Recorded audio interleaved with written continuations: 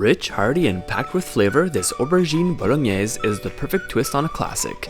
Start by cutting off the leafy end of the aubergine, and then slicing half-inch slices into the eggplant, and then cutting those into cubes. Set those aside, and then finally chop the celery, carrot, and the red onion. Once all your veggies are prepared, heat a large non-stick skillet on medium-high heat, drizzle in olive oil, and then start cooking your cubes of aubergine. Sprinkle generously the salt over the aubergine to help extract any bitterness from it while it cooks. Stir it around to make sure that it's nice and golden on all sides. While it's cooking, bring a large pot of water to a boil, salt it, and cook your pasta until al dente, making sure to reserve some pasta water.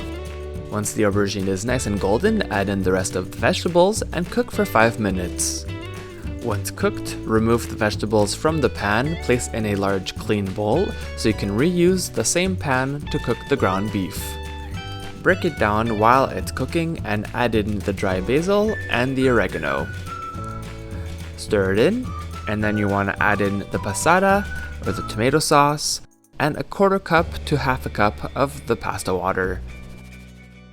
Stir everything together and bring to a simmer and cook for 10 to 15 minutes. Then return the vegetables to the pan with the meat sauce and bring back to a simmer, making sure that everything is heated through.